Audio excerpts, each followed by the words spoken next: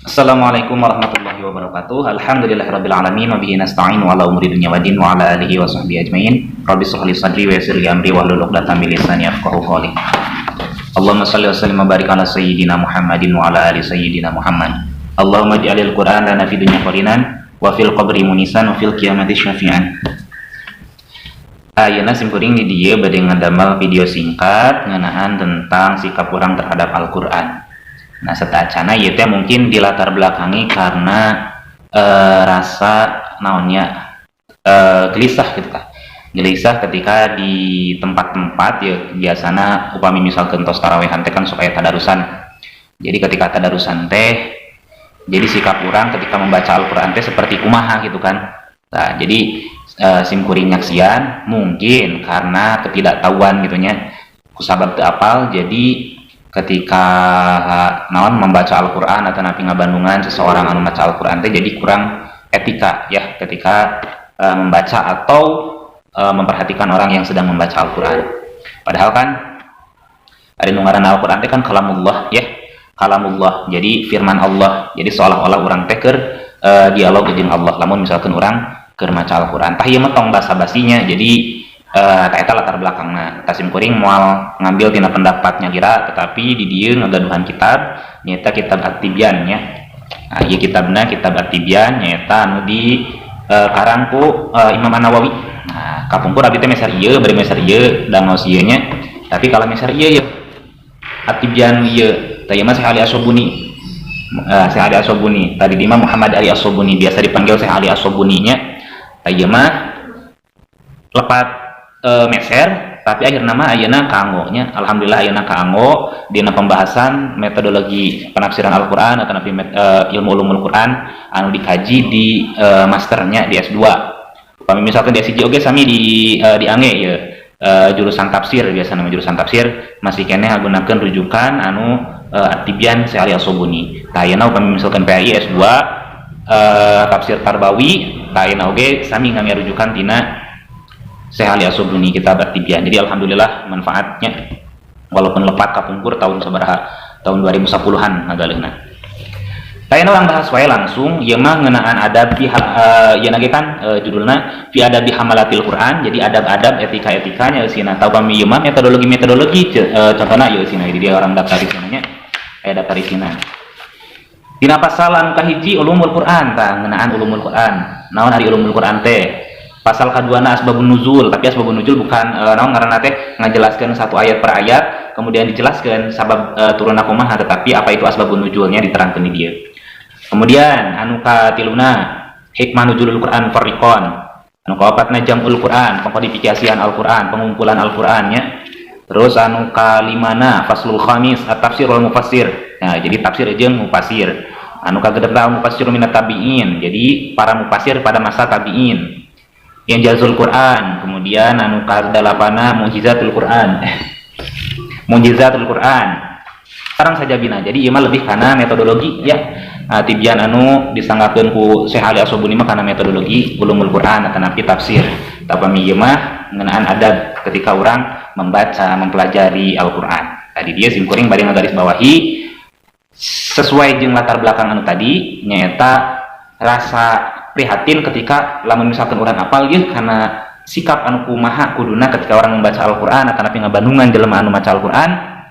Kemudian kita tidak bisa menegur secara langsung ku sabab sababaraha hal kan beda-bedanya orang teh aya anu bisa menerima secara langsung kok nya bener langsung we napi aya oge jalma anu heuras ku sabab urang di yang emutan tah ieu mah teu merujuk ka sesuatu kelompoknya ieu mah sami-sami urang diajar nya.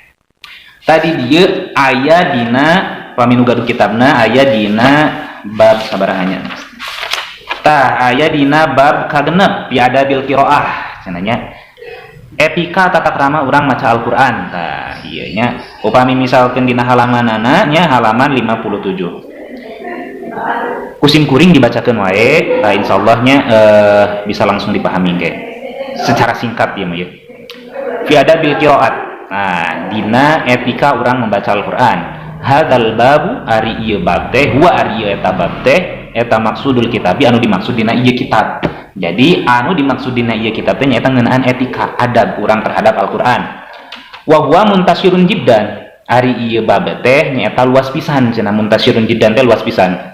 Wa ana jeung kami saur Imam Nawawi teh anu ngaranna asyiru isyarat ila atrafi kana tungtung atau napi akhir min maqasidihi tina pamaksudanana ieu bab karahatil itolati karena sieun panjang pisan. Jadi kusabab sieun panjang pisan dina pembahasanana jadi diringkes ieu teh kusaha ku Imam Nawawi. Wa khaufan jeung sieun ala qarihi kajalma nu macana min mulalati tina bosen. Nah, lamun misalkan panjang teuing cenah sieun bosen. Pawalu dalika mangka nu pangheulana ieu anu dimaksud teh nya anu disebut yajibu alal qari wajib ka jalma anu maca al ikhlasu ikhlas kama seperti perkara qaddamnahu anu geus ti heula naon perkaranya anu geus ngabahasnya dina pembahasan anu ti heula wal mura'atul adabi jeung ngajaga kana adab tata krama Al-Qur'ani saratana Al-Qur'an. Payang bagi mangka sayogia tanapi misti ayyas tahdira kana yen tang hadirkeun itu qarinya jalma nu maca fi nafsihi dina dirina eta jalma teh annahu sanyana kalakuan yunaji bermunajat eta si jalma teh Allah taala ta Gusti Allah taala wa yaqra'u jeung maca eta jalma teh ala halin netepan kana tingkah man jalma yaro anu ningali eta jalma teh seolah-olah ningali cenanya eta jalma teh Allah taala ka Gusti Allah taala fa innahu mangka sanyana eta jalma teh in lam yakun yarahu lamun mah misalkan teu bisa ningali henteu seolah-olah ningali ka Allah fa innallaha taala yaro maka saestuna Allah taala teh ningali ka urangnya ningali ka eta jalma teh ieu babna bab ihsan kasampurnaan dina agama teh kan aya iman Islam jeung ihsan. Ihsan teh kan anta'budallah ka'annaka tarahu wa in lam tarahu fa in lam tarahu fa innallaha yara. Jadi kita beribadah kepada Allah seolah-olah kita melihat Allah ya.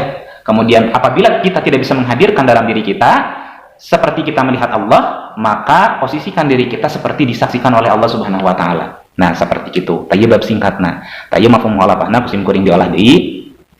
Lamun aya urang keur maca Al-Qur'an misalkan sambil udud ngerokoknya, sambil ngerokok, sambil ngopi, sambil ngadahar cemilan misalkan. Ternyata kira-kira ada atau henteu.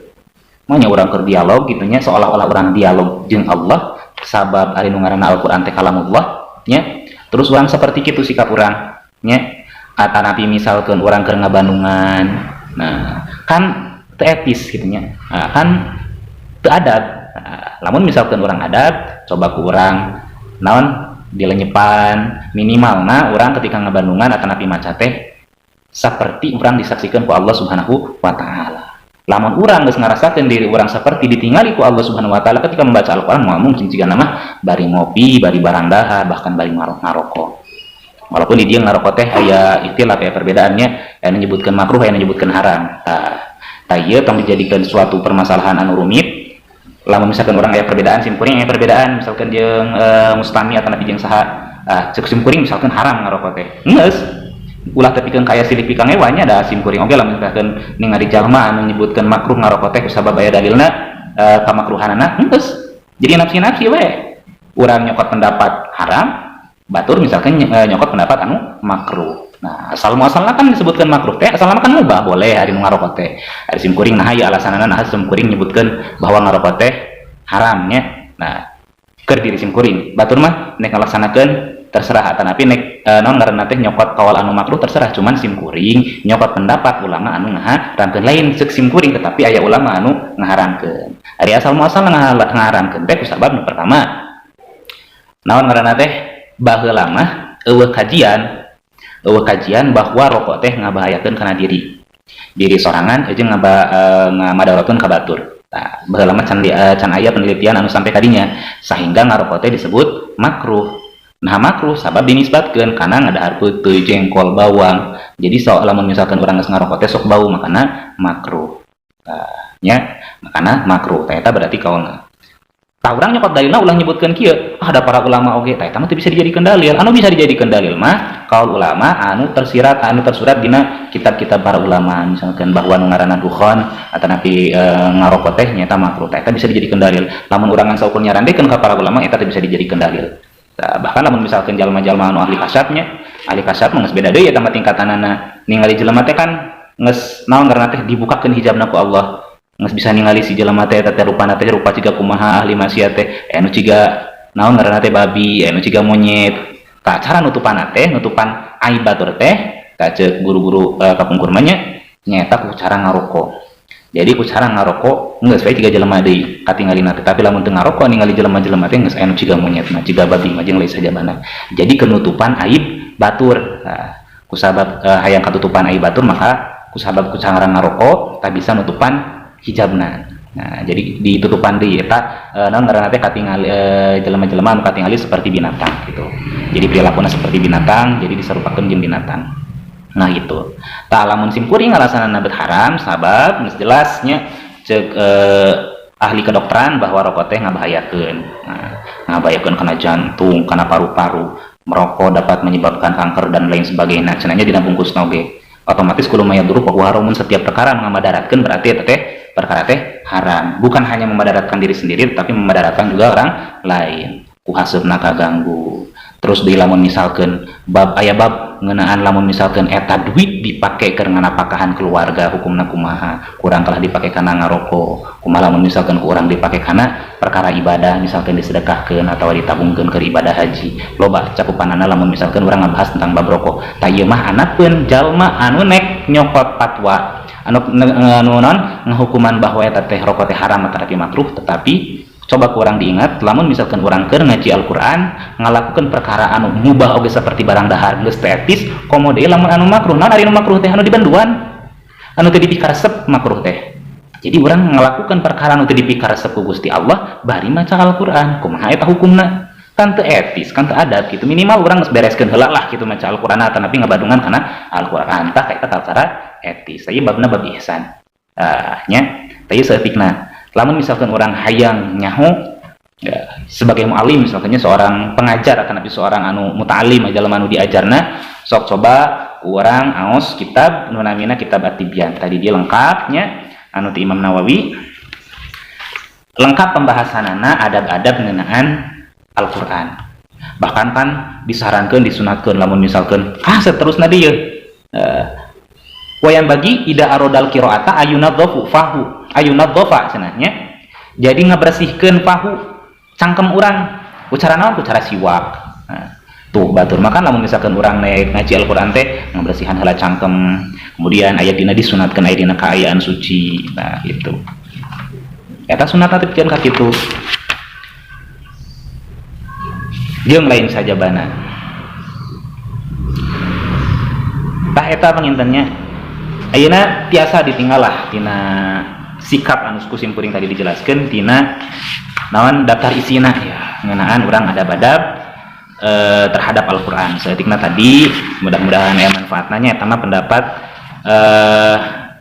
naon ngaranna teh nya lain pendapat cipkuring pendapat para ulama nya ngeunaan adab ketika orang membaca Al-Qur'an, ketika orang sikap orang terhadap Al-Qur'an, ketika orang belajar Al-Qur'an, ketika orang mengajar Al-Qur'an, da etanya. Rangke bisalah dikaji dina pembahasan kitabna nyaeta kitab At-Tibyan. Nah, sakitu wae panginten anu dipikahatur. Hapunten bilih aya anu kasinggung atanapi naon ngaranna teh sabab ieu mah sanes ngan saukur dari hawa nafsu kitu nya, tina hawa nafsu hayang ngajelek-jelekeun atanapi hayang memojokkan suatu pihak, tetapi hayang istilah natenya rada tenang gitu hati teh orang ulah saukur ningali aya sesuatu hal anu teu sesuai menurut pandangan orang dilaksanakan tetapi orang tidak bisa menegur secara langsung. Tah ieu mungkin bisa cara sapertos kieu. Hapunten sakali deui dina samudaya kalepatan. Akhirul kalam. Assalamualaikum warahmatullahi wabarakatuh.